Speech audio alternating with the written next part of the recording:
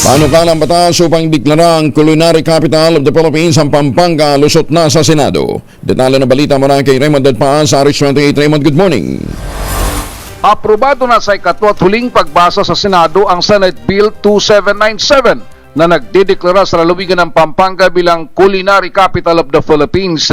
Pinasalamatan ni Senador Lito Lapid ang lahat na mga sumuporta sa panukala para sa pagkilala sa kontribusyon ng Pampanga sa mga pagkaing Pinoy at sa kultura ng bansa. Maliban sa mga kasama, ang senador ay pinasalamatan din nito ang mga kongresista ng Pampanga sa pangunguna ni dating Pangulong Gloria Macapagal Arroyo. Ayon kay Lapid, malaking karangalan ito hindi lamang sa mga kapwa niya Kapampangan kundi sa buong Pilipinas dahil talaga namang masarap ang lutong Kapampangan at ito ay pinagmamalaki sa buong mundo.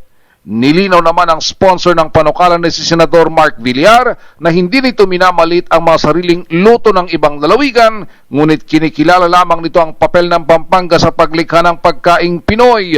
Ilan sa mga kilalang lutong Kapampangan ay ang sisig, bringhe, tibok-tibok, tosino at kare-kare. Narito si Senador Lito Lapid. Kaya po, ang kasabihan po ng mga Kapampangan, lutong Kapampangan, manyaman, pagmaragul ko, kening mabilog, ayato. Kapampangan ko, pagmaragul ko. Ibig po sabihin nun, ang lutong Kapampangan masarap at pinagmamalaki sa buong mundo.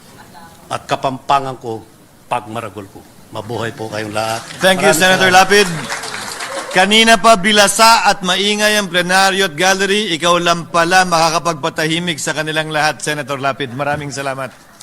Ito si RH28 Raymond Dadpaan para sa DZRH, una sa Pilipinas, una sa Pilipino.